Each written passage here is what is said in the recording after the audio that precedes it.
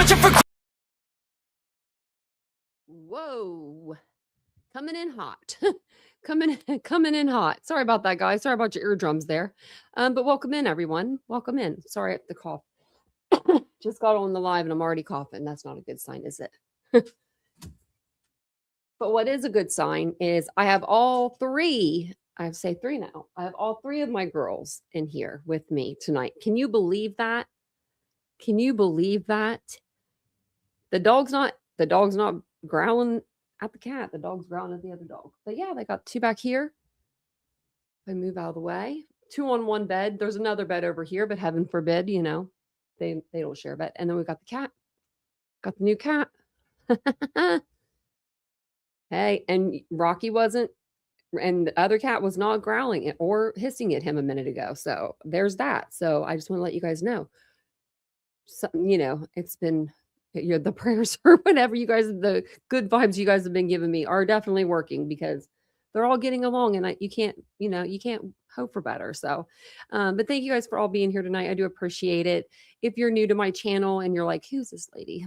My name is Tanya. This is Titanium Built. We do talk true crime here every night or every day. So if that's something that you're into, make sure you subscribe and you hang around the channel. Let us know where you're from in the chat. Since we've been doing a lot of Ohio cases, it seems like we got a lot of Ohio people that come in and hang out with us in the chat now. So let us know where you're from if it's not Ohio. Look at that. I'm even wearing my Ohio shirt. It is Monday, the 13th of April. We're almost halfway through the month already. That means we're almost closer to summer. But tonight we're going to be breaking down a case that's really shocked an Ohio community down here in Coleraine. A 16-year-old girl, we talked about her, Madison Fields. She vanished from her home after leaving her family for what seemed to be just like a simple sleepover with a girlfriend. But what investigators, uncovered, what will make your skin crawl. It really will. It involves online messaging, cross-state travels, and dangerous suspects. Let's just say that. So I do have a timeline. We'll go through really quick. I'll just kind of like read it off for you guys. And then we will go from there. Actually, I would do that. I would pull up a picture of the perpetrator, but I didn't pull up a picture of her. Let's see which one. I'm trying to find a bigger one. Okay.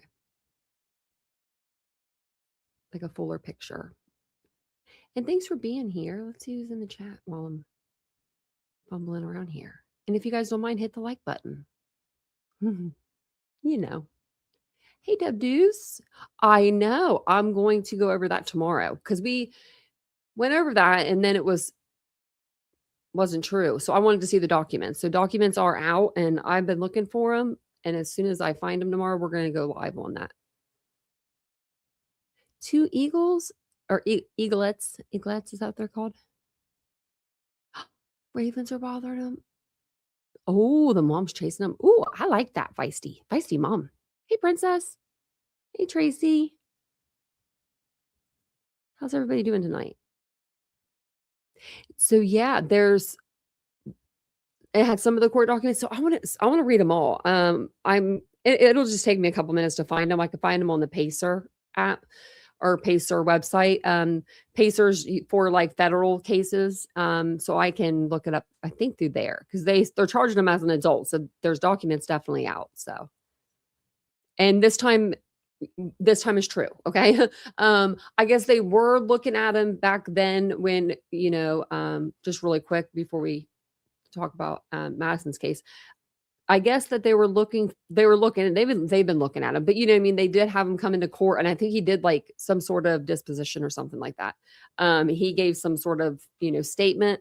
And then when he was walking out of court, remember we saw him and then Anna's mom did that TikTok and she was like, yeah, he's going to be charged. And then she came back on like the next day and was like, he's not going to be charged. I made a mistake. And so then when I saw this again pop up, I was like, is this from before? Because it is a slow news time, so I thought maybe it was from before, but it's not. Hey, Miss Bree, Cincinnati, look at that, very soon from Cincinnati. Look at that. I love Cincinnati. Hey, Laura, go Reds. I'm actually wearing an Ohio shirt tonight. I have a lot of Ohio stuff.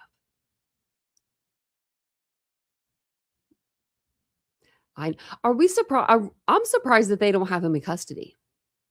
I did say something about Anna Kemner. Yeah. So he's not arrested. He's not in jail. I don't know why. A lot of people are asking that question. So I think when we go through the documents, maybe that'll help us. Hey, Ashley. Yeah, sexual assault and murder. Well, her grandma, if you remember right, and her grandpa were saying they were the best of friends. Remember her? Remember the crazy grandma? I'm sorry, but she was a little nutty. Saying that there were two peas in a pod. No, ma'am. No, ma'am. Obviously they weren't. They weren't. Okay, so Madison Fields. She's so pretty. Such a pretty girl, and she's home. Like, that's a relief. Okay. There is some relief in this case, you know. It's not every day we get to talk about somebody that's she's not harmed. I mean, she could be harmed, but you know, like, she's home. She's home and she's safe with her parents. So February 13th of this year, that was just a day of the days. That just seems like it wasn't that long ago. 16-year-old Madison went missing. She was last seen in Coleraine. We went through the Google Maps and stuff. What's she trying to get? Surveillance shows her leaving her temporary residence. It was like one of those in suites. And we saw her on the video. She had like a book bag on, and she had like a bag in her hand, and she left around 4 p.m. She told her family she was going to go to her friend's house for a sleepover, but she never went. She is seen walking with the backpack and like a white plastic bag when she leaves. So to me, I mean, that seems like what you would take for a normal sleepover, you know? But Madison had been communicating with somebody using an online app or online apps. And she believed she was, this person that she thought she was talking to, she believed that there was a teenager. They were a teenager. Now, I don't know how true that is, because the Kyle Lawrence guy, she left with him multiple times, and you could definitely tell that he's not a teenager. February 16th, so a few days later, her family is like, okay, where is, Madison? And I guess they just assumed that, she was going to stay with her friend for the weekend. So they didn't contact her for the couple of days that she was gone. And then, 3 days later, they're like, okay, where is she at? So she stopped responding to, like, her phone was dead or it was turned off. And then she was officially reported missing that day on February 16th. Some of the evidence that emerged, investigators, they discovered that, Madison had contact with an adult male. She had entered a vehicle rented under this person's name, and authorities began focusing online for exploitation and grooming. And then that's where, we're going to get the first suspect. The case escalates. FBI gets involved because state lines, they're like, yeah, put us on the case. So authorities began examining the encrypted messaging apps that they were using. Trying to think of the one they were using. I think I downloaded it. I don't know if I ever got rid of it. If you guys remember, let me know. It would be back here somewhere. I think I got rid of it. I think I did. It was a new app, and it was just like a Snapchat kind of an app, but it was like more for chatting. I don't know if you could send pictures or not. I'm sure you could have, but it was like where, it was encrypted. So, hey, True Crime Renee, welcome in, everybody.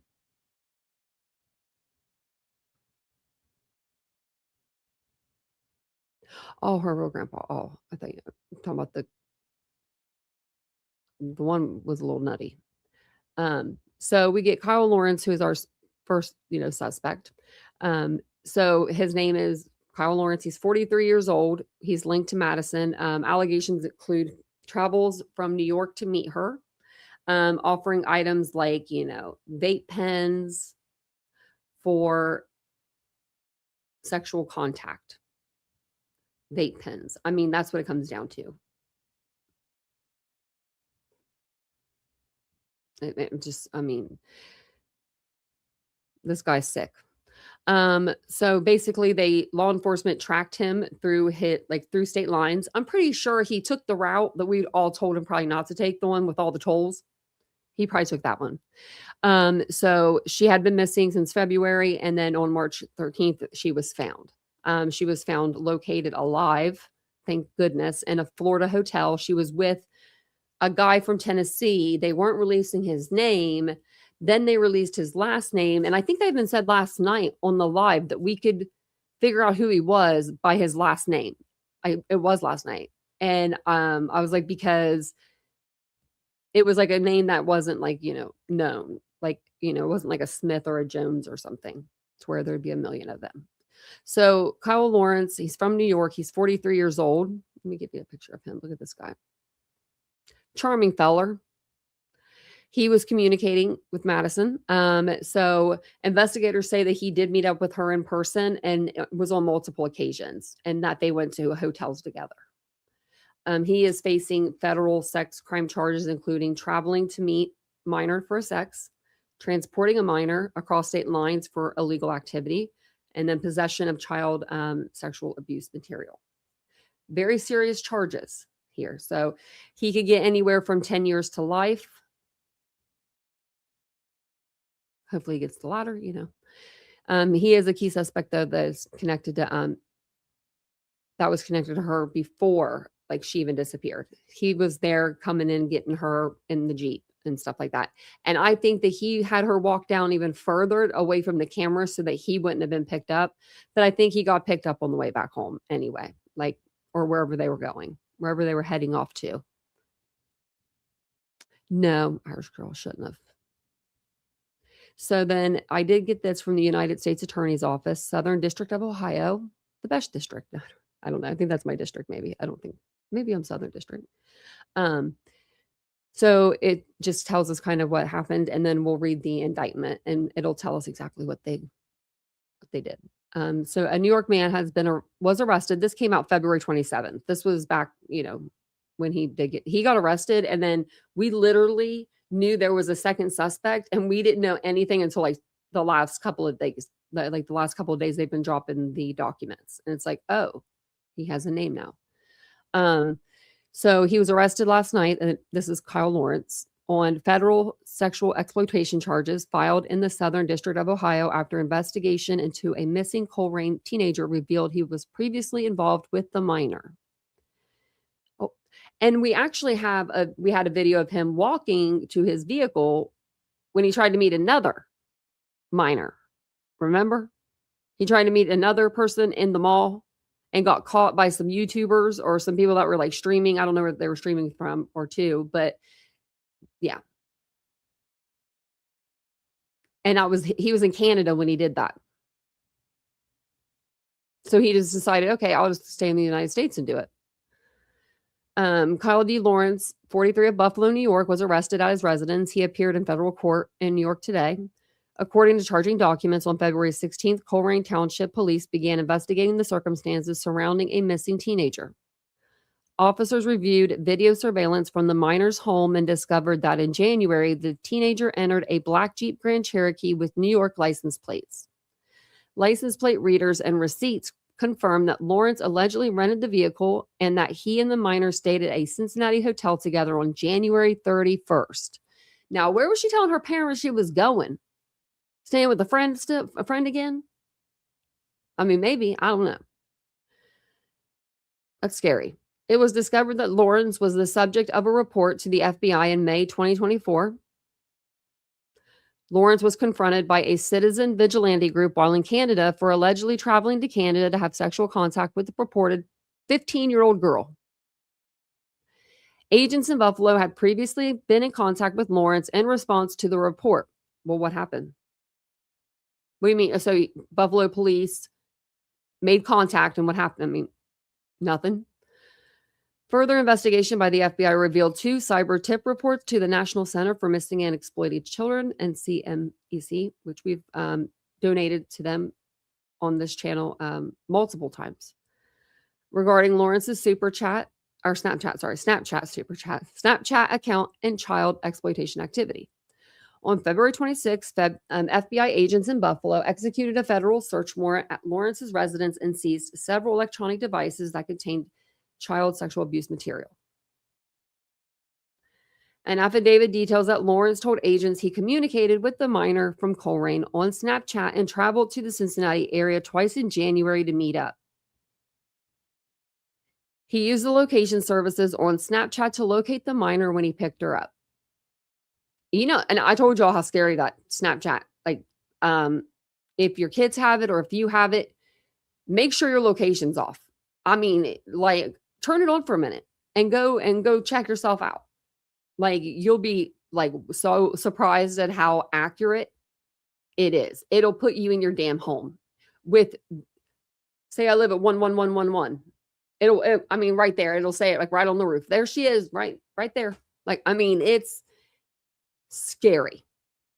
All my locations are off, but that one on Snapchat is very, very scary. That one took me out almost. I'm sure if you have Life 360 or something, the same thing. Okay, so it says here that they seized on February 26th, FBI agents in Buffalo executed a federal search warrant and seized several electronic devices which contained the child sexual abuse material. An affidavit details that Lawrence told agents he communicated with the minor from Coleraine on Snapchat and traveled to Cincinnati. I read that, sorry. Law enforcement investigation into the whereabouts of the missing teenager remains ongoing. This was before they found her. Lawrence is charged with transportation with the intent to engage in criminal sexual activity, a crime punishable by at least 10 years and up to life in prison. Travel with the intent to engage in illicit conduct, up to 30 years in prison. And transportation of child porn for up to 20 years in prison. I think you should get the max on all these. There shouldn't be at least there. It should be a firm. This is what you're getting. So the United States attorney and all these people, for all the Coleraine and, all them, this is a joint investigation. So we won't read all that because it's just, them patting their backs. But yeah, that's the end of that one. So now, yes, I want to stay logged in. Did you log? Oh, okay, hold on. I got logged out earlier. Don't log me out. Okay. I don't think they did. Because earlier they did. I was like, no. That's why I was a little bit late when I came on. Okay. So this is what the Pacer app looks like. Actually, I'm not going to pull this up. This has my name all over it. But, I will. I'll share this. You could see where it says the different Kyle Lawrence's. You can look up. And we're in the Ohio Southern District. They closed this one out because I think they filed more charges. So they opened this one the next day. And so that's the one that we're going to be looking at. Why is this one so big?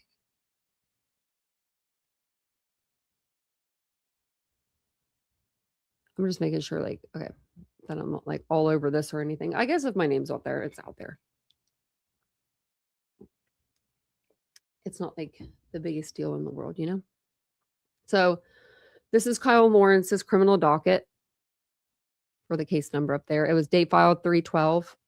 Transportation with intent to engage in criminal sexual activity, transportation of child porn, forfeiture allegation 1, forfeiture allegation 2, highest offense level is felony.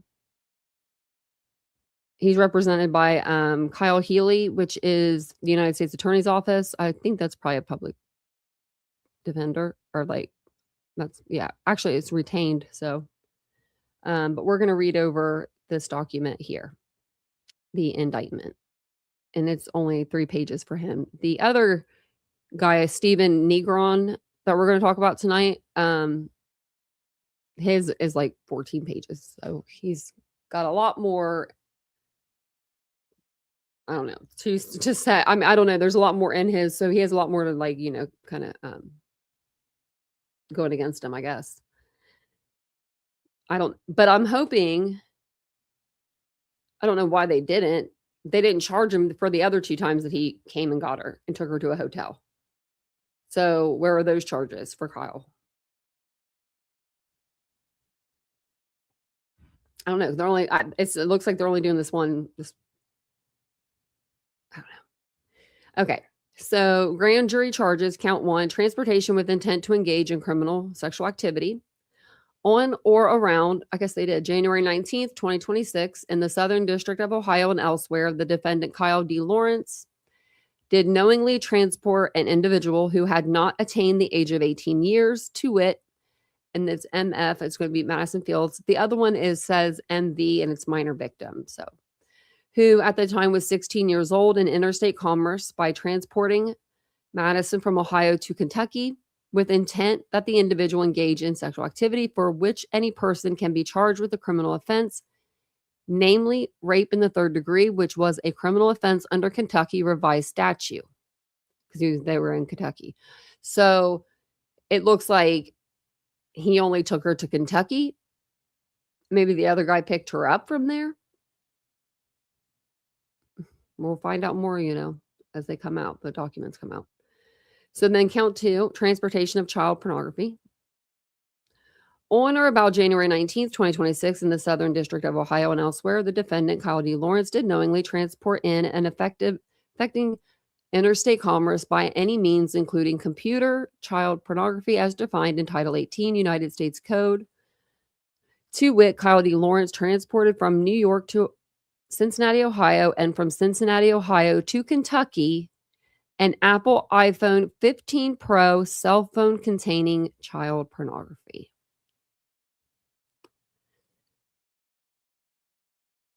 I don't know if that was pictures of Madison or another little girl. Upon conviction, okay, so then it's forfeiture allegation 1. Upon conviction of the offense set forth in count 1 of this indictment, the defendant, Kyle D. Lawrence, shall forfeit to the United States pursuant to 18 U.S.C. any property, real or personal, that was used or intended to be used to commit or facilitate the commission of such violation, and to any property, real or personal, constituting or derived from any proceeds obtained directly or indirectly as a result of such violation, including but not limited to an Apple iPhone 15 Pro with the serial number and the IMEI number. Well, I'm sure he is not going to get that phone back. Forfeiture allegation 2. Upon conviction of the offense set forth in count 2 of this indictment, the defendant, Kyle D. Lawrence, shall forfeit to the United States pursuant to 18 U.S.C. any visual depiction described in sections 2251, 2251A, 2252, 2252A, 2252B, or 2260 of Title 18. Any book, magazine, periodical film, videotape, or other matter which contains any such visual depiction which was produced, transported, mailed, shipped, or received in violation of Title 18, United States Code. Any property, real or personal, constituting or traceable to gross profits or other proceeds obtained from which offense, and any property, real or personal, used or intended to be used to commit or to promote the commission of such offense, or any property traceable to such property, including but not limited to the property listed in forfeiture allegation 1. True bill. Okay. Grand jury spokesperson signed it. This guy's something else, isn't he?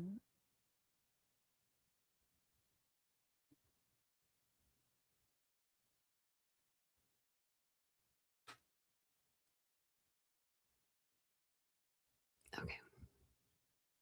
So this is a video of him when they, arrested him. Look at his hair. I mean, the guy's scary looking to me. I mean,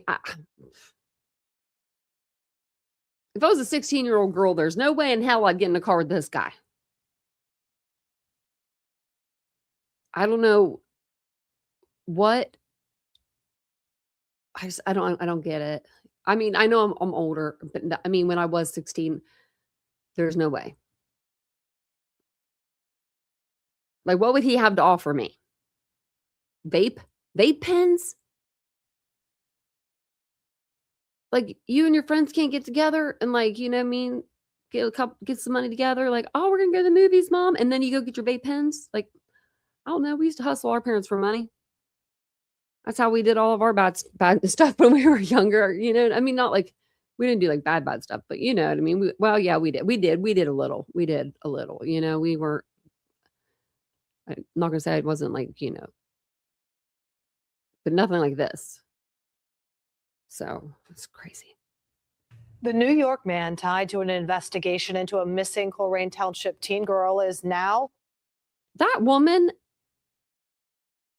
tell me that she does not look like Brian Koberger's sister before she got, you know, before she did all the hair stuff. The New York man tied to an investigation into a missing Coleraine Township teen girl is now in the Butler County Jail facing federal charges. 43-year-old Kyle Lawrence was arrested in Buffalo after admitting he traveled to Cincinnati twice to meet the 16-year-old girl. This is his new mugshot from the Butler County Jail. Federal investigators say the two communicated online. Lawrence faces federal charges for child exploitation, but he's not charged in the disappearance of Madison Fields. Police say they're working around the clock to bring Madison home. If you know anything, call the Coleraine Township Police immediately. Sad. Like, you guys are right. Like, I mean, the New York man. I wonder how long she had been living in that stay, the state, what's it called? The like, you know, the where you could stay in the hotels for a long time. Because I've heard of a lot of people actually doing that. I heard that it's cheaper than like paying rent, and it actually is. I saw some lady, she said she pays like $1,200, and she stays in one of those like hotels where they got the little kitchenette, like you can cook in it and stuff. And I'm like, oh, for real? Do we have any of those? I'm just kidding. But no, like they're going that route because it is cheaper, you know, for a lot of families. And a lot of families, they need the help right now. I can understand that. But at the same time, when you're a 16-year-old girl, I'm sure that would be hard for like kids to not maybe say something, because kids are cruel. Kids can be cruel. I mean, they could be real freaking assholes. Let's just admit it. Let's just admit it. And I don't know, maybe the kids at school were saying something to her. I mean, either way, they shouldn't have been. But you know, I mean, this guy's even scarier. I'm gonna show you next. Old Stephen Negron. This is him. This is the guy that she was found with in the hotel. Is Hoodie's in here? Hey, Hoodies. I think he did. But she went with him multiple times. So, I mean, after you're catfished, can't be catfished again. You know what I mean? Like, after that, it's like, you know, you're like wanting to go.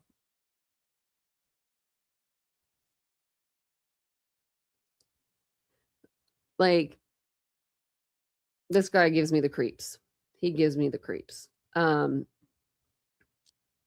investigators are looking at him for a lot of different charges. We got a little paper on him too. He's 42. Wait, hold on. How old was Kyle Lawrence? Is 43 and he's 42. He did.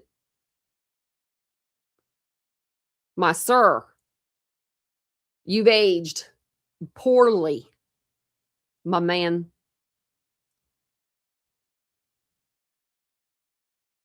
$43.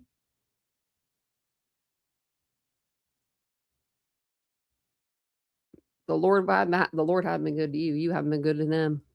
This is what happens when this is what happens.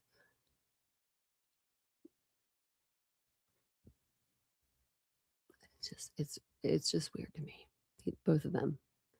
He's from Rogersville, Tennessee. Now, I don't know how you get from Buffalo, New York to Rogersville, Tennessee, but these two somehow had a connection. But he's charged federally with transportation of a minor with intent to engage with criminal sexual activity. But he's got more. A crime punishable up to at least 10 years up at least 10 years and up to life. Okay, I command my partners. Okay. According to charging documents, cell phone data revealed the victim's cell phone was powered off on February 13th, just prior to being turned off. Cell site data placed the phone at an intersection near the victim's home. And we had that on the Google Maps. I can't remember that road, called the name. It was literally like her apartment was here, and she walked through like like where you can get like a beer liquor, like a store parking lot. And then she popped up on like another road and she went down that road. So it says subsequent review of area security footage showed a silver Chevrolet pickup truck with a Tennessee license plate number registered in Negron in the vicinity at the same time. Okay, so he went to get her. Now I'm confused. Okay, so Kyle and Negron are not working together, maybe. You see how this is confusing when they don't bring it out until like 3 months later? Like, it's so confusing. So this whole time,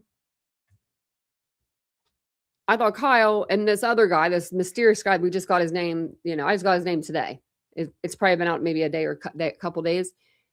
I thought they were working together, but it looks like it might be two separate cases of her, like, literally talking to two separate people.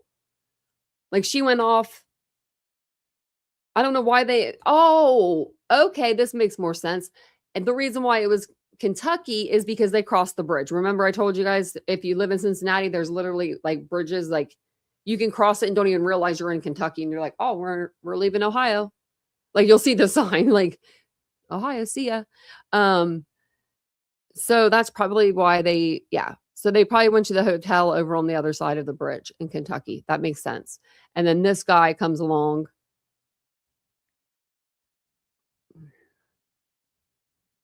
Why I have questions. Like, I know that, why was she like on the computer like that or on her phone like that to where she had the time to be talking to two different guys? I don't know. I would be cautious about that.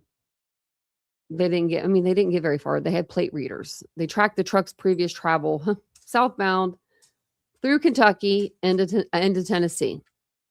So further investigation into Negron revealed an ongoing protective order issued out of Texas regarding an 18-year-old female who allegedly met Negron online in 2023 when she was 16 years old and he was 41. According to documents related to that matter, he traveled from Florida to Tennessee to meet up with the teenager and brought her back to Tennessee. I think I saw those documents.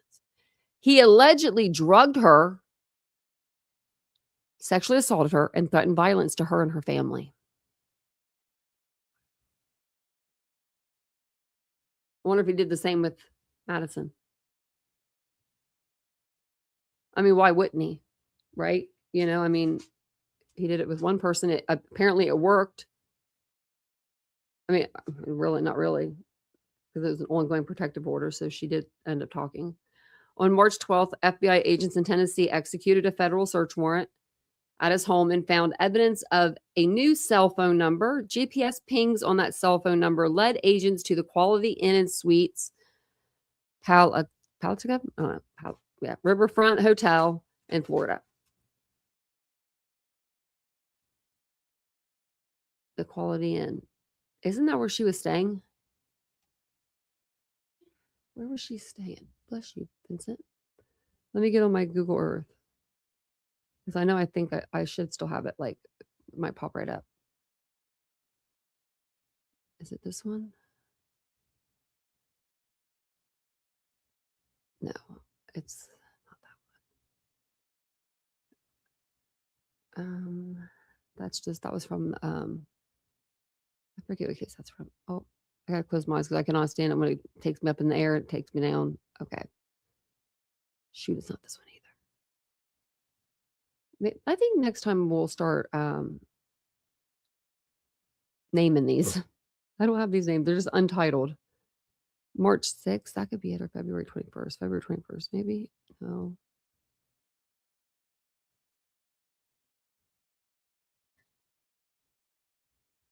Oh, wait. No, that is it. In Town Suites, extended stay.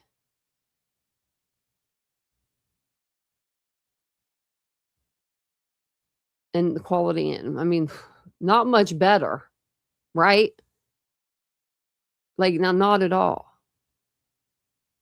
And welcome in, everybody. Hey, Sister Karen, how you doing? It could be considered, yeah. I would think. I hope your dad's doing okay, princess.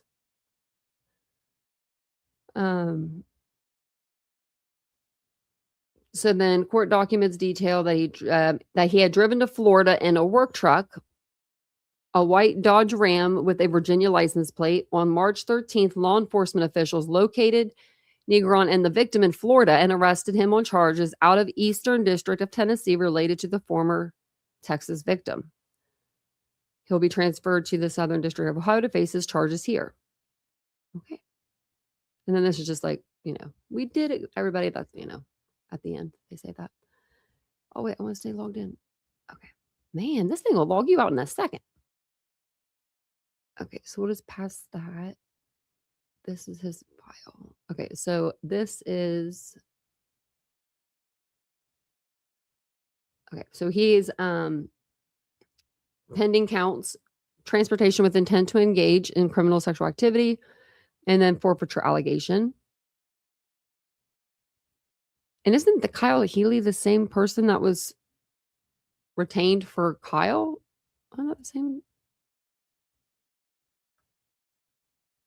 Where was that at? Yeah, it is. Oh, it's because it's the plaintiff. Sorry. Of course, they're going to be... I thought it was the defendant. The defendant is... So he's represented by someone, Zenadea Renee Lockard, public defender. That stinks. And then, oh, his isn't on there. Okay, so I don't know what his is. He don't have anybody. Oh, okay, that just says the judge. Bless you. That was my kitten. Okay. So, this is where I want it to be, because the beginning of this is all like the first 2 pages is just the officer that is taking the report, his credentials. So we'll believe him when he says he's an officer. But the probable cause for this one, and I think this one is a little bit longer, yeah. But they redacted some. On February 16th, 2026, Colerain Township Police Department, located near or around Cincinnati, Ohio, responded to the listed address. Let me make this bigger for everybody in case you want to read along. Listed address of a parent guardian who reported their 16-year-old juvenile daughter, hereafter MV. So it just means, what was it? Something victim, minor victim. So that's what the MV stands for. Had been missing since February 13th, 2026. On this day, MV asked her mother's permission to stay at a local friend's house, a place where MV stayed on prior occasions for the weekend, to which MV's mother granted permission. However, I'm going to call her Madison. Madison's mother advised CTPD that they have not seen or heard from Madison since she left for the sleepover on February 13th, 2026. Madison's mother stated that Madison has never run away and she did not get into trouble in or outside of school. Just moving my stuff over because the cat decided to lay down. Madison's mother, who reported that Madison's boyfriend had not seen her since February 13th, 2026. Additionally, Madison's mother stated Madison's boyfriend and friends were assisting with locating her through social media. And we saw the interview that they did with her little boyfriend. CTPD reviewed the video surveillance footage of the in-town suites, Madison's residence, and observed Madison leaving her room around 4 p.m. Eastern Time on February 13th. The video footage showed Madison wearing a black hooded sweatshirt, camo-style pants, black shoes, black backpack, and a white grocery bag. Late on February 16th, CTPD contacted Madison's father, who reported Madison was allegedly going to meet up with a male named Josh. Madison's father stated he did not know anyone she hung out with named Josh.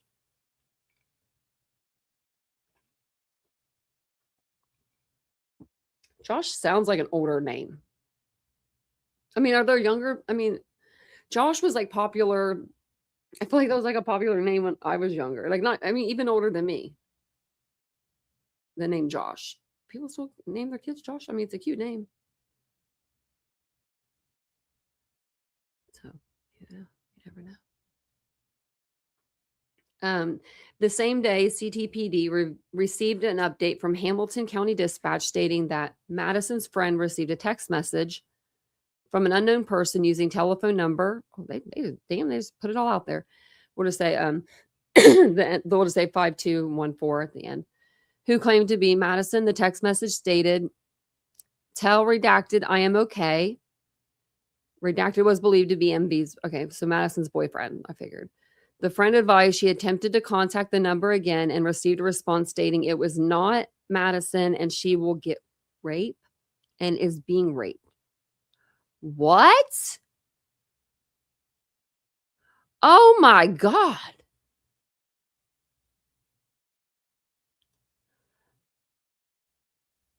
That's some Rex Heuermann type shit right there. Those guys need to be locked up and the key needs to be thrown away. Bye. See ya. Bye. Have fun, honey buns, for the rest of your life.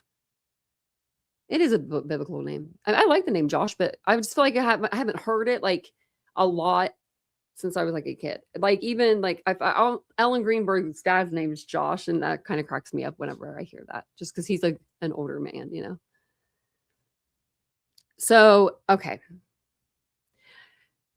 Apparently, Madison's friend gets a text message from an unknown telephone number. And it's a person claiming to be Madison said, "Hey, tell my boyfriend I'm okay." That sounds like something a 16-year-old girl would do. The friend says, you know, "Hey, I attempted to contact that number back because I wanted to find Madison." And they said in response, she will get raped and is being raped. Wonder whose phone that was. On February 17th, CTPD contacted the mother of Madison's friend, who Madison was allegedly going to stay with February 13th through February 15th. The mother stated her daughter dropped Madison off at Madison's residence after school on February 13th and has not been seen since. Okay. On February 18th, 2026, CTPD spoke with Madison's father, who advised that Madison was going to visit Josh, whom Madison met on the Sessions chat.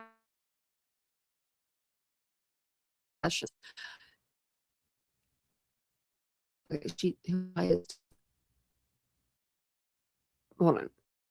Her father, who advised Madison, redacted, told him. Okay, okay, I think it was Madison's sister told him.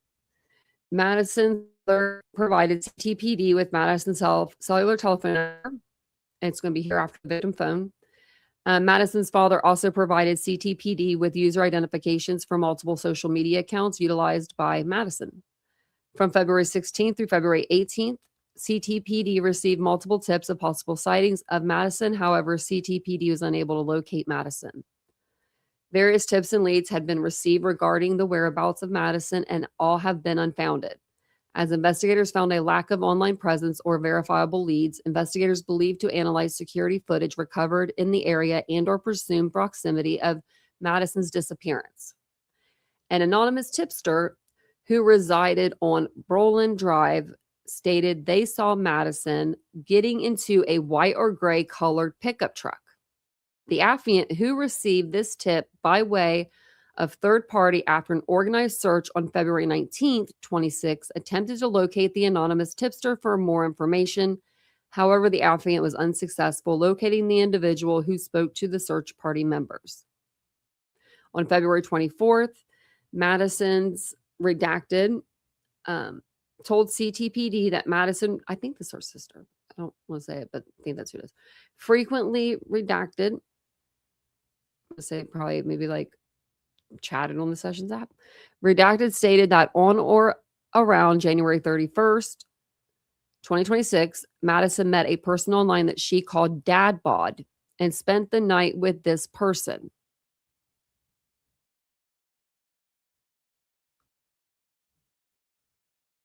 This guy, Dad Bod? No. No. No. Madison. This is not what us women, when we are thinking about dad bods, what we're thinking of, okay? We're not thinking of that. We're definitely not thinking of that. Further statements made by Redacted indicated Madison was communicating with an unknown adult male believed to be approximately 40 years old. Redacted described the unknown man as having blue eyes and a dad bod. Redacted stated that Madison was in contact with the man for about a month before her disappearance and had previously met him in person at a hotel approximately 1 week before she went missing. Redacted said Madison stayed with the man for a weekend, returned to their home happy, telling Redacted that the man bought Madison vapes. I think this is her sister. Redacted told law enforcement she thought Madison was with the man now. I wish women knew, especially when they're young, right? You know what you can get a guy to get you with, honey, you're a vape? No, you deserve way more than a vape. On February 21st, FBI Cincinnati obtained a federal search warrant for prospective cell site information, historical cell site data, and authorization to use a cell site simulator for the victim's phone. Analysis of the data revealed the victim's phone had been turned off since approximately 4:30 p.m. on February 13th, 2026. It's right after she left the house. FBI Cincinnati analyzed the historical cell location data for the victim phone and identified the victim's phone was located at or near the intersection of Chevault Road and West Galbraith Road on February 13th, 2026 at approximately 4:19 p.m. It gives the coordinates. On February 13th at approximately 4:30, about 10 minutes later, the victim's phone traveled eastbound from Madison's residence near the Winton Road exit of Ronald Reagan Cross Country Highway. Why are we naming highways such a long highway? Ronald Reagan Cross Country Highway. Glad I don't live on that. Investigators reviewed footage from the Thornton's gas station located at 3203 West Galbraith Road, Cincinnati, Ohio, which showed the road in front of the business. Investigators looked for white or gray pickup trucks during that time frame of the historical location data of the victim phone and discovered a silver Chevrolet pickup truck bearing Tennessee license plate number. Well, can't use this anymore. BQW0907. Therefore, or hereafter subject vehicle. Investigators used license plates readers to analyze the locations of travel by the subject vehicle. Investigators identified the subject vehicle past an LPR located at Winton Road, southbound on Galbraith Road, which is consistent with the time and the location of the victim phone last pinged prior to the victim phone being shut off. I love when investigators investigate. Investigators continued to obtain business surveillance footage and LPR data that showed the subject vehicle traveling southbound through Kentucky and into Tennessee. Oh man, they just got you traveling. Man, you can't travel anywhere no more without a camera being on you. Additionally, investigators observed LPR data that showed the subject vehicle traveling northbound through the Cumberland Gap Tunnel, which connects Tennessee to Kentucky on February 13th at 11:27 a.m. Man, did they stop anywhere? It indicates the subject vehicle conducted a round trip from Tennessee to Cincinnati and back to Tennessee in a single day. That just answered my question. Investigators mapped the subject vehicle locations against the victim phone historical cell location data, which is shown below. It is worth noting the subject vehicle is marked in the black vehicle icon, whereas the purple color arcs demonstrate the cell tower timing advanced location of the victim phone. And we've all seen these before. Look, she's right in the middle, just in the car. Got her over here. We got them everywhere. That's not even that far.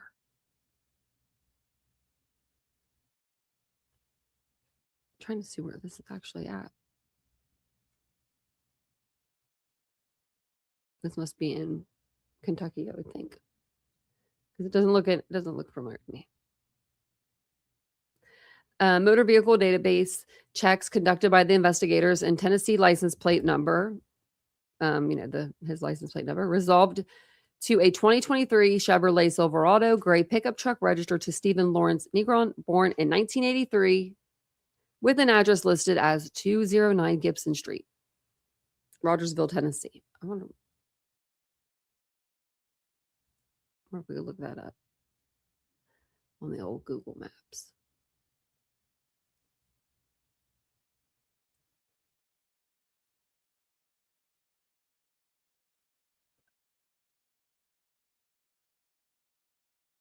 Okay, can I go down there? Let's see if I can.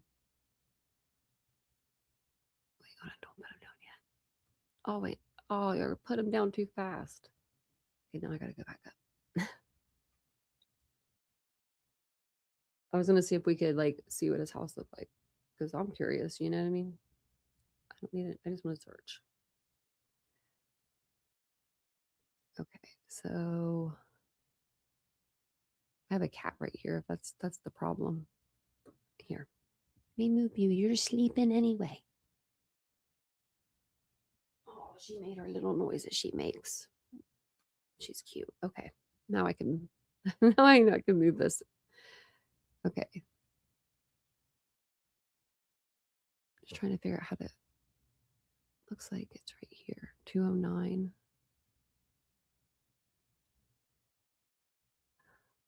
Oh, there's actually, it's for sale.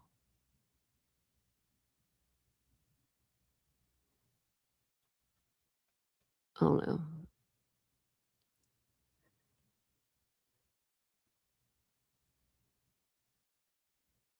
This, oh, that's like his driveway, and then it goes in, and it's like, oh, it has like a gate all around. Okay. That's his house.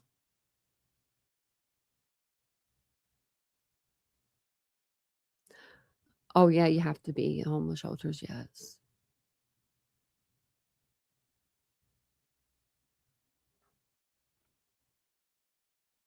I think a lot of people live in those what are they called, staycations or something places too. Like I said earlier, because they're like a lot cheaper.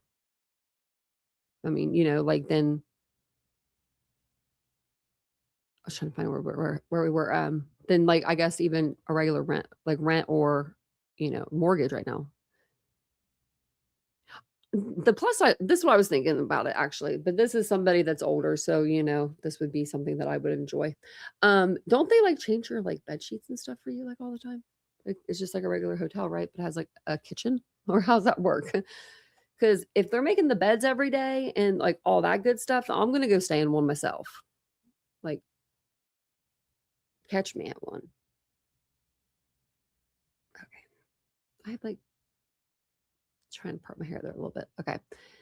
So it says, furthermore, on March 11th, oh, wait, I already read that part. Utilizing Google Maps, investigators learned the estimated time for a round trip from Negron's residence to Cincinnati, Ohio, would allow for an individual to drive it in a single day with an estimated travel time of 9 hours and 43 minutes or 559 miles.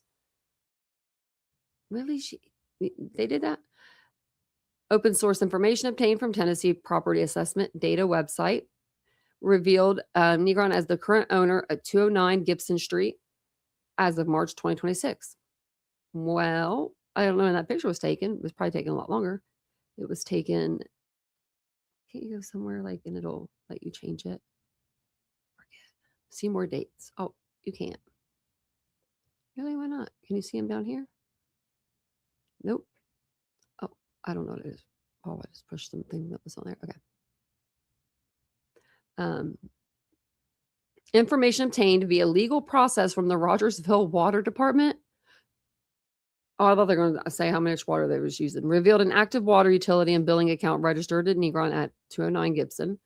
On the morning of March 12th, law enforcement observed an individual getting into a white pickup truck parked at the residence located at Gibson Street. Law enforcement wasn't able to obtain the physical description of the person due to the distance of the observation. They didn't know, the cops didn't know where to park to get like a good look. Yeah, binoculars. Law enforcement observed additional movement within the residence after the truck left the premises, to include observing the interior lights going from on to off, indicating a second occupant at that residence. Law enforcement and criminal history checks conducted on Negron revealed the following. Ooh. So, date of birth, 1983 to 42 years old. Tennessee driver's license. You got a Florida driver's license that's expired. Further investigation into the criminal history revealed a 2024 non-ending, permanent protection order issued out of Williamson County, Texas against him, and was enlisted protected person with an 18-year-old female. Hereafter, it's going to be MV2. I'll call her MV2. The following is a summary of MV2's statements outlined in the affidavit of the protection order. So there's a lot of redactions here because, she was a minor. And that's sad. MV2 stated she met Negron on social media in October of 2023.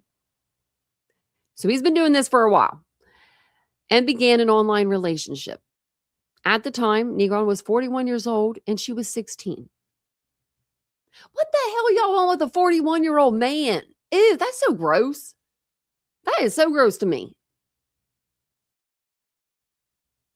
I'm sorry. I'm sorry. I'm still pretty young in my, being 40. I wouldn't want to be with a 70-year-old man. Like, that to me is like too old. So being a 16-year-old girl and a 41-year-old, I'm racking my brain. Okay. I'm trying to figure out. Even if they said like they would give you all the money and all the everything. Like, I didn't grow up rich. I would have loved for someone to be like, I'll give you all kinds of money. You know what I mean? But like, I would never have done this. This is just, my parents would have beaten my.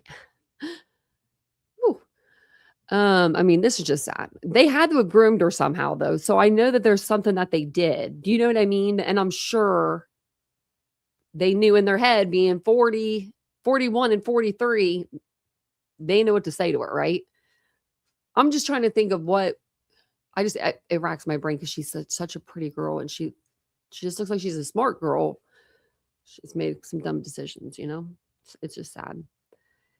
So in December 2023, he flew from Florida to Texas to meet this victim. He rented a vehicle. Like, okay, so this is all planned. You know what I mean? Like, it's one thing to make one bad decision, right? But this isn't one bad decision. Like, you picked up a rental car, you flew there. First off, you bought a ticket. First off, you thought about it. You bought a ticket. You went to the airport. You went through security. You got on the damn plane. You got off the plane. You know what I mean? Like, you did all of these. You rented a car. You went through all of these, you made all of these decisions, and I think that they should get the maximum penalty. Allegedly. MV2 advised Negron she advised that he wanted MV2 to, it's redacted. Negron then brought out many, and it's redacted. Negron attempted to, and that's redacted. From January 2024 to May 2024, Negron and MV2 continued. So even after this, I guess, whatever this happened up here, they still continued a long-distance relationship through text messaging, FaceTime, and phone calls every day. How did these parents not see the FaceTime? Like, I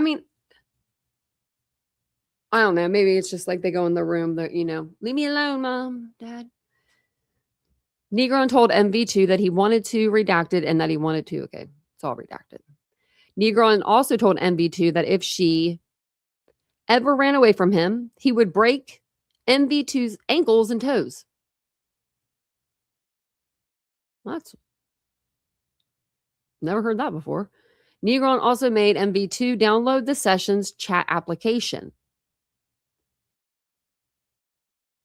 I bet you he's the one that brought this whole Sessions chat into play. Because I ain't never heard of it. Has anyone else heard of it? Is it a thing? Are kids using this now? Do I need to call my nephew real quick? Ask him. Hey, Lee. My youngest nephew, he's a sneaky son of a gun.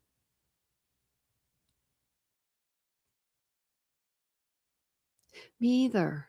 True Crime Rewind. I don't get it either.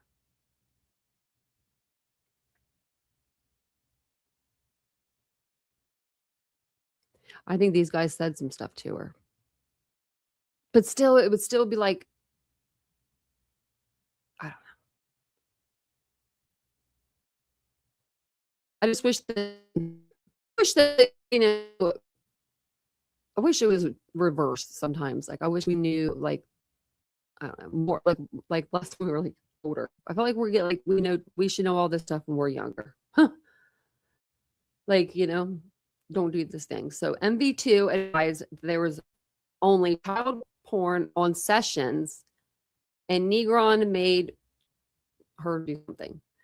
So that's why, because the Sessions app deletes. Investigators believe MV2's information about Negron was noteworthy because Redacted told Cincinnati law enforcement that that Madison communicated with an individual on the Sessions chat application prior to her disappearance. On May 2024, Negron drove from Tennessee to Texas and picked up MV2 and took her to a hotel where he attempted to something that's redacted. That's not good. A few days later, he went back to MV2's residence and picked her up and took her back to his residence in Tennessee. She lives in Texas. And he drugged her and sexually assaulted her.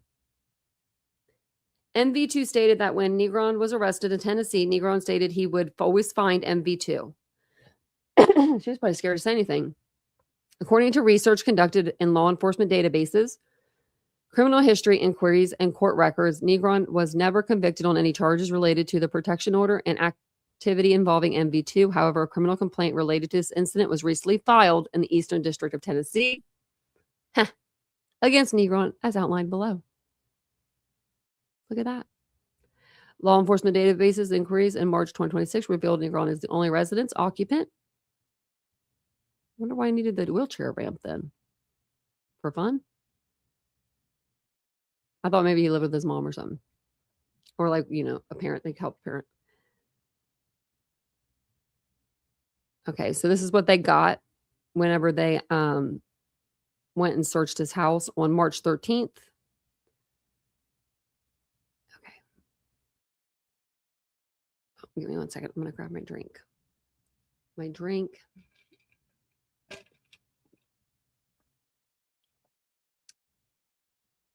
Yeah, Ladybug, I went through that though. I went through that. I was like, oh my God, I hate my parents, I hate my life, I hate everything. But I really didn't, I mean, I didn't. But at the time, I did. You know what I mean? We've all went through that. Oh yeah, it's not cool to shame victims. I just wish I could just tell her, like, like when you're 16, your brain's not even developed. But like, and that's why I wish that we had more of the stuff, like, the knowledge that we have when we're older. I wish we had this knowledge when we were younger, because it would help us a lot, I feel like. Because by the time you learn it, you almost forget it again because you're going to be too old to remember it. One black Nike backpack resembling the one that Madison was last observed wearing in Cincinnati, Ohio, on or about February 13th. This backpack contained multiple feminine hygiene products. Right.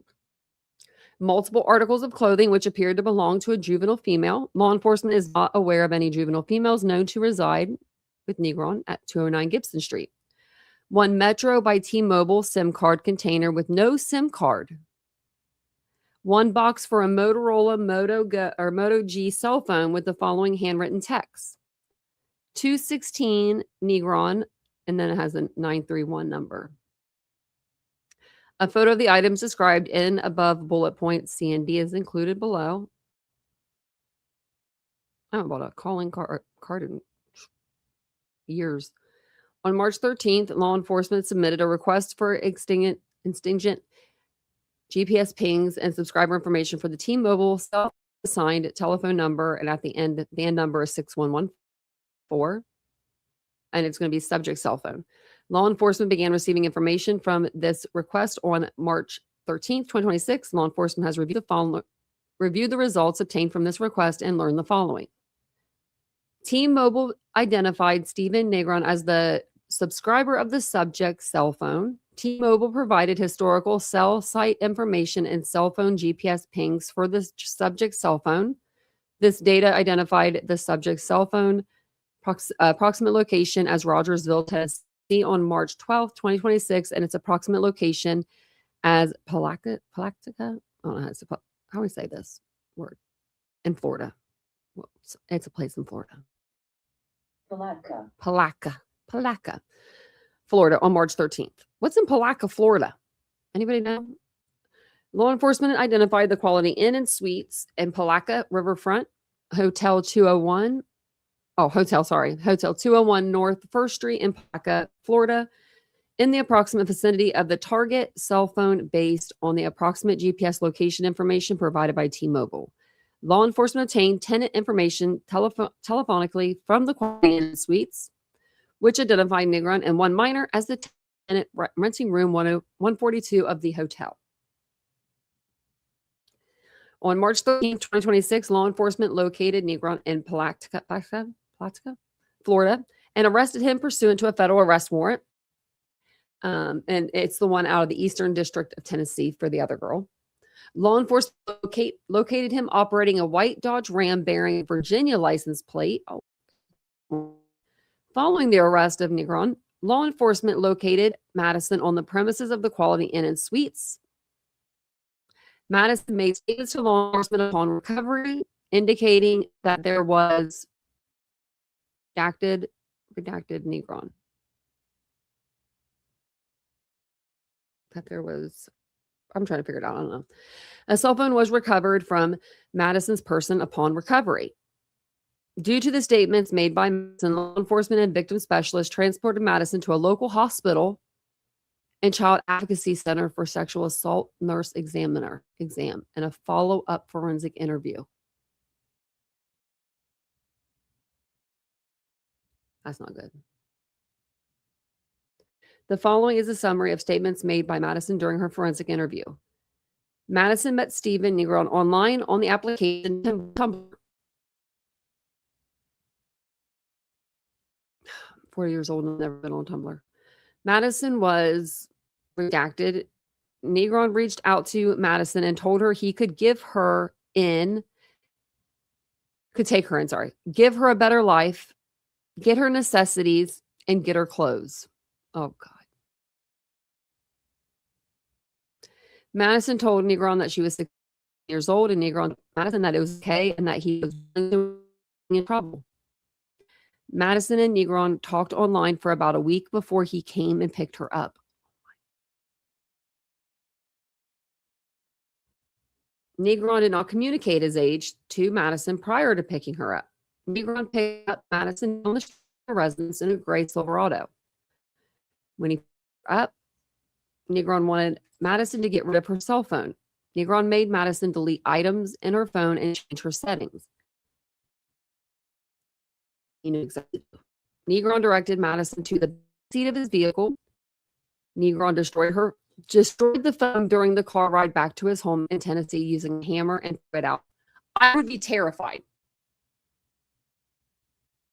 If at 16, if like that's your only lifeline, or you're like running away or whatever, I feel like you always just maybe want to communicate. Like that would scare me. That I would be scared after that. If someone took out a hammer and took it to my cell phone, yeah.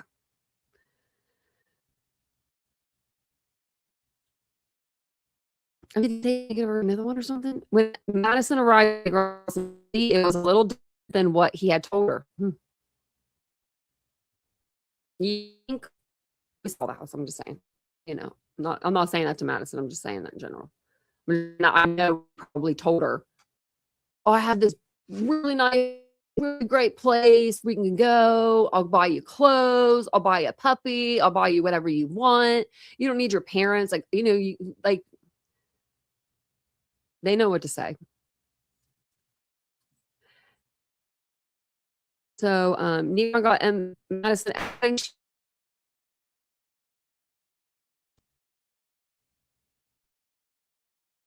redacted. Negron liked little girls. That would freak me. Madison, than 16 years old. Madison thought it was just going to be a household situation.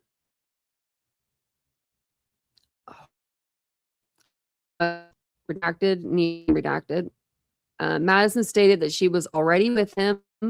There was no way to get away. Yeah. Because of that damn cell phone, he took it. This is all redacted. Man, Negron told Madison that he took another girl in the past. Negron and Madison drove to Florida yesterday for Negron's job in Negron's white work truck. He also took Madison to Texas a couple weeks prior for his job. He did purchase clothing for her. On March 13th, the Honorable Monte Richardson, United States Magistrate Judge, issued search warrants authorizing the search of Negron's person, Motorola's smartphone and pink case. That's probably the one that got her cell phone taken from, Madison's person upon recovery, because he's always going to want to have that connection to her. You know what I mean? Like if he's at work or something, he's going to want to be like, are you there? Are you at the house? What are you doing? Anybody come by? Or the shades pulled or whatever he was telling her, A white Dodge Ram 2500, Quality Inn and Suites, the hotel room. On March 13th, agents and law enforcement officers with FBI Jacksonville executed search warrants on the Quality Inn. On the Dodge Ram, the results of the search warrants yielded the following information. 2 cell phones located in white Dodge Ram. And then we've got gas and hotel receipts located in the white Dodge Ram. Lavino Idea Pad 5 located in Quality Inn and Suites, Hotel Room 142. Various items containing possible DNA samples of Negron and or Madison from the white Dodge Ram truck and the Quality Inn and Suites hotel room. Law enforcement reviewed a forensic extraction of the Samsung phone, which yielded the following information. A Google account for him, cell phone number associated with the phone, location data for the cell phone on 2/13 at approximately 4:21 when she was, that's when she went missing. It was around 4 o'clock. It gives the coordinates, which was located in the intersection of Colerain Avenue and Galbraith Road, Colerain Township, Cincinnati, Ohio, right where she lives. Images depicting hotel receipts under the name Negron Food Comfort Inn Suites here. So we've got one in Covington. We've got some in South Padre Island, Texas. We've got some in Port Allen. Law enforcement reviewed a forensic extraction of the Motorola cell phone in the pink case seized from Madison's person upon recovery. The cell phone number associated with the account is, redacts it. Law enforcement observed a text message thread between Madison and Negron that includes self-taken images, non-explicit, depicting Madison and Negron. In the communication, Negron was utilizing the cell phone number 6114. That phone number was confirmed to be associated with other Motorola cell phones seized from the white Dodge Ram 2500. This was also the cell phone number that law enforcement obtained extingent ping location from T-Mobile that resulted in locating Negron and ultimately locating and recovering Madison. And they submit this application or this affidavit. So yeah, this is the same, isn't it? Yeah, it's just, that was the charges before. Okay. And then I think that's all. I mean, there's other documents, but they're like trying to get the case like sealed and stuff like that. We can watch this. I watched this earlier before we go. This will tie everything together from the other suspect, the new guy. We are learning more tonight about federal charges against a man found with a local missing teen who is now back home. Investigators are revealing how they tracked him from Ohio to Florida. The man was found with a 16-year-old girl who disappeared in February. Local 12's Tyler Madden joins us with new details. Tyler. Kyle and Paula, 42-year-old Stephen Negron is charged with transporting a minor with intent to engage in criminal sexual activity. Charging documents reveal investigators tapped into the victim's cell phone data, showing it was turned off near the victim's home. In that same area at the same time, a silver pickup truck registered to Negron was found on security camera video. They used license plate readers to track the truck through Kentucky and into Tennessee. A warrant was served on Negron's home there, and they found evidence of a new phone he was using. That led them to Florida, where Negron and the teen were eventually found. Retired FBI Special Agent Harry Trombitis says technology like those cameras is key in cases like this. Advancements in digital forensics has just made a world of difference for law enforcement. Once we have identified a suspect vehicle and we can enter that license plate number in, not only does it help, can we track throughout our local area, but there's also a network of these things that we can, provide the information to, and some of these larger networks that are out there. Investigators say their work also revealed this isn't the first time Negron has been involved in something similar. They say he has a protection order against him out of Texas after he met a 16-year-old girl when he was 41. They say documents in that case show he traveled to meet the teen girl and allegedly drugged her, sexually assaulted her, and threatened violence against her and her family. The fact that he was already involved in another case, similar activity in that, I would imagine that prosecutors are going to be able to, show if it's admissible, related offenses in that. So we'll see, again, this individual has clearly demonstrated that they cannot be trusted out in public. The charge Negron is facing here carries a minimum of 10 years, but up to life in prison. Paula. Tyler, the U.S. attorney says Negron will soon be extradited to Ohio to face the charge. Okay. I wanted to read this really quick. Okay. Okay. So we're done with that. Let me fix me. I was a little small there. Yeah, they need to put him in prison. And I'll have Vincent check the internet, because my internet says that I have 2 out of the 3 bars, and maybe it's because he's on the internet. He's here. Tell him, get out of here. Get out of here. Oh. Was that the kitty? Was she behind me? I'm sorry. And then she laid back down. Aw. You being good to her too, Araya? You are. You are. Araya's been so good today. I'm like, yes, go Araya. She was doing she was panting the whole time she was looking at the cat. She was following the cat around like Araya. It looked like she wanted to eat her for a minute. I'm like, please don't eat her. She's really cute. I like her. Now they're all buddies. They're just hanging out. Oh my gosh, the cat and the dog are really in the same way. Mia, I didn't get a picture of it. I wish I did. Mia and Tessie, they kissed. They did a little kiss. It was cute. I was like, oh my goodness. And then I told Rocky today, if I get them 2 laying together, sleeping together, I said I could die a happy woman, Rocky. I could go right now and be a happy woman. If I saw that. He's out there sitting with Vincent. He's been sleeping on the couch. But thank you guys all for being here tonight. I appreciate it. And I'm sorry that my sound was going in and out. I hate that. At 16, I had no fear, no phone. Yeah, I'd probably say the same about me. Had no phone too. Actually, I think I had my brother's phone. He's 49. Okay, so you can only imagine. I'm 40. Or wait, he just turned 40. Yeah, just turned 49. Maybe he's 48. No, he just turned 49. Oh my God. He just turned 49. Yeah. And I had his cell phone at one point, and it was right after the pagers went out, when the cell phones first came out. It wasn't the big gray Zach Morris phone, but it was a remote size phone with the antenna that went up. You had to put the antenna up on it. I don't think that really made much of a difference in the connection, but it was a very old phone. Then I graduated to a flip phone. I thought it was so cool when I had a flip phone or flip that thing open. And then when you get mad, slam it down. You can't do that anymore with these.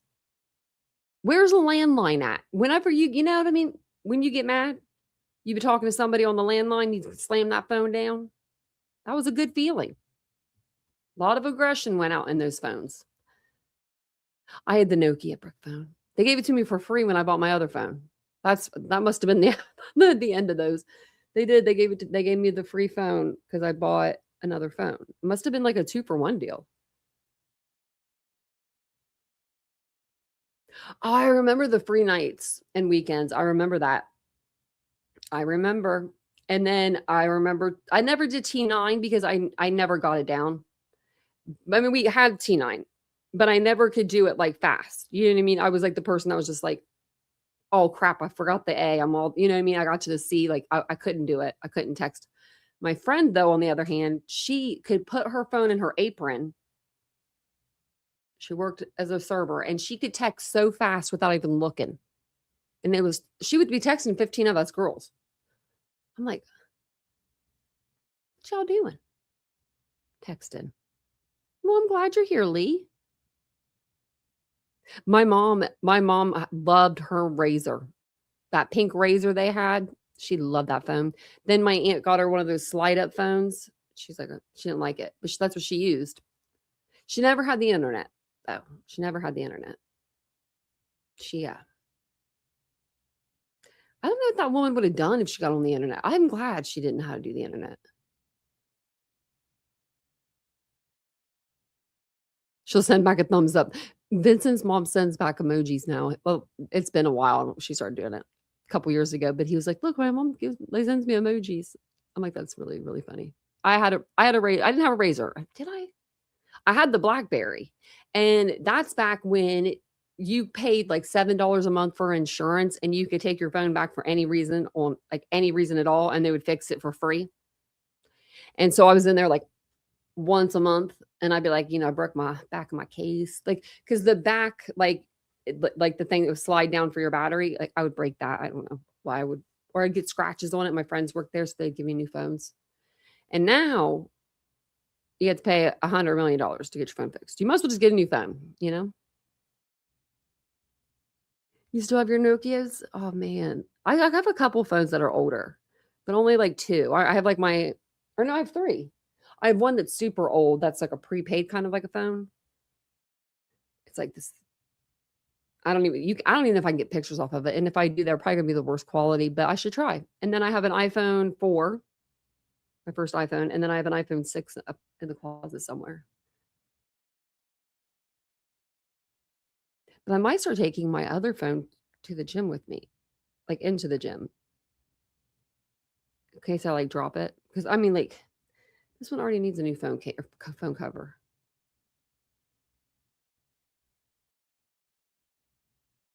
Yeah, the T9 is rough. You're like, you pour your heart out and she's like, and you're like, well, thanks. That's funny. The sidekicks, I never had one, but I wanted one because Lil Wayne rapped about them. He rapped about the sidekick and I was like, I want one. I didn't get one though. They were Motorola. I did have a Motorola though. It was really nice. It looked like the BlackBerry, but it was like the Motorola version. I really liked it. I don't even know what it was called. And I've never seen anybody with it. And I've never seen the phone since. Like after I broke the phone or something happened, like I broke it or something. Yeah, I broke the screen. And I wanted to get another one and I couldn't get another one.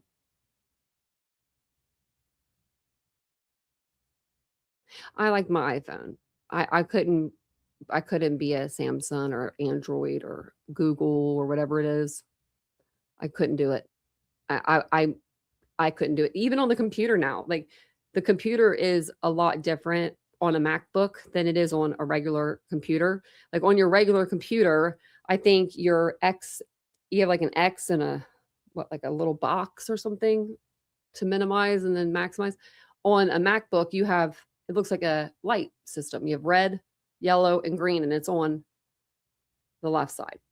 I think it's opposite sides too. It took me a while when I got my first MacBook. I was like, this is stupid. But I do love my phone. I just got this phone actually for my birthday. And I got a silver one this time instead of like a pink or a light color. So they didn't have it. They had orange, blue, and silver.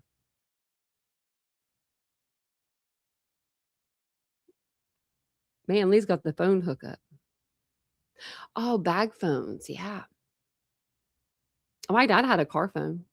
Look at that. My mom had a car phone. That's a true crime. And I said, my dad had one. He thought he was so cool. It was a 1994 Nissan Sentra. What? What was that? Oh, that was my notebook. Hold on a second. Don't mind me, I'm wearing shorts. I'm like, oh, I just went right here. Fall again. It's weird. Oh, you couldn't even see my little shorts. They're little striped blue shorts. Yeah, I couldn't go back to like an Android type of phone. That's what that one phone was, like the prepaid kind of phone was an Android. I really like this phone. This phone has like, iPhones can do so much. I need to learn more. The only thing about this phone that I don't like is all the buttons on the sides. They have like, so you have like your regular buttons here, 3 buttons, and then you have you have 2 buttons here now. So when you put this on like a tripod, it'll be hitting the buttons and be doing all kinds of stuff. It's like, that's just what, bothers me. You're welcome, Laura. Have a good night. I'm going to jump off here too. I'm going to wake up tomorrow early and, I'm going to try to wake up tomorrow early. I woke up today at 5. I had to be at the doctor at 8:25, the spine doctor. And, what'd she say we were going to do? I don't even know. I'm going to go back, I think, in a couple weeks. I forget what she said, though. I'm going to have to look that up. I don't even remember what we talked about. That's sad, isn't it? Oh, we got x-rays. She wants me to get MRIs. And I was like, what? I said, I'll blow up. I got metal all in me. She said they'll make sure they don't get near my face or near my legs. I still don't know. I'm still very nervous about that. You know what I mean? I don't know. We'll see. But yeah, she said, well, so we were looking at my x-rays today and my neck is super straight. And I thought that was like a good thing. I was like, ooh, look at my neck. Like, that's what I was thinking in my head, right? She said, no, that's not good. She said, people normally have like you have a natural curve to your neck. And I did miss your message. I'll go back up, Princess. But yeah. Oh, he's doing good. He's holding his own right now. Oh, good, Princess. When he's ready to go, he'll go, and he's not ready yet. So make sure you get every story you can get out of him. He's older. He's like, how old is your dad? 90 something? Man, you're so blessed.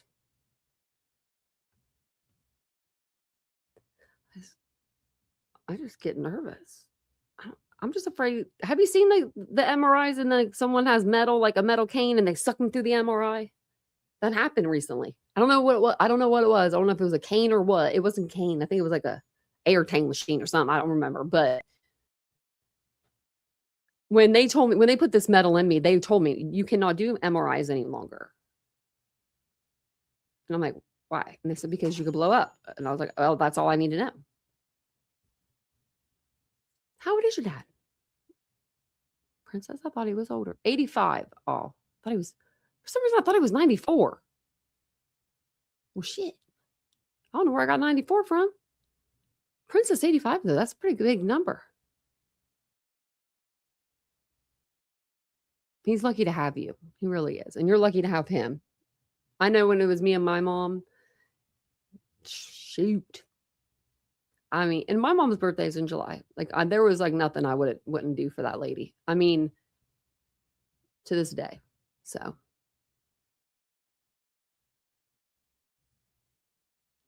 Well, I'm going to jump off here. I'm going to get up early and I'm going to try to exercise tomorrow. And I mean, I've been exercising like at night or afternoon before the lives. And I don't like doing that. I want to do it in the morning, get it done and over with. So I'm going to do that tomorrow because then I have appointments the rest of the week. I take Tessie to the vet on Friday. So we'll see how she's doing. I don't know where she went, but we'll see how big she is, how old they think. Oh, she's right there. How old they think she is. I think she when we got her, I thought she was about 10 to 12 weeks. I'm thinking more like 12 to 14 weeks now. She's pretty long, but she's got like a small little face. She's just cute. She's cute. She's a cute kitten. Wow. Good night, guys. I'll see you guys all tomorrow. Have a wonderful evening. And yeah, I'll see you guys tomorrow sometime. Have a good night. Bye, guys. Shameless, I see the aimless. I don't wanna be one of the nameless. I'ma wake up with the mindset that one day I'm gonna make it. And I don't think I'll be fine if I don't break my limitations. Don't try to stop me, I exist to write my own story. I'll make a decision if I want some peace or if I want the glory, yeah.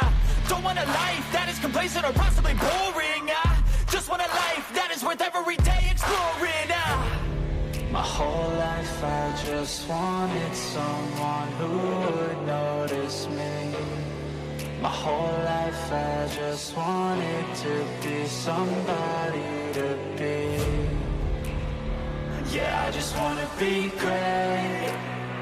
Yeah, I just wanna be great. Yeah, I just wanna be great. Yeah, yeah, I just wanna be great. Yeah, I just wanna be great.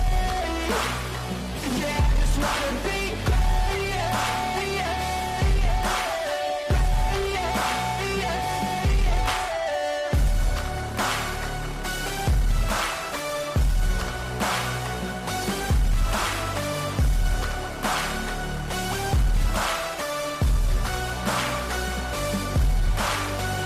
This is a statement to appreciate all that is vacant. It's just for the taking. If you make up your mind, you can take it. I'm never complacent. I would work in a mansion or basement, yeah. There's no replacement for persistence. It's a patience, yeah. In this life, I wanna be soaring. To feel sun inside when it's pouring. And I'll fight till anxiety is foreign. I'm so sick of my mind's extortion. My whole life I just wanted someone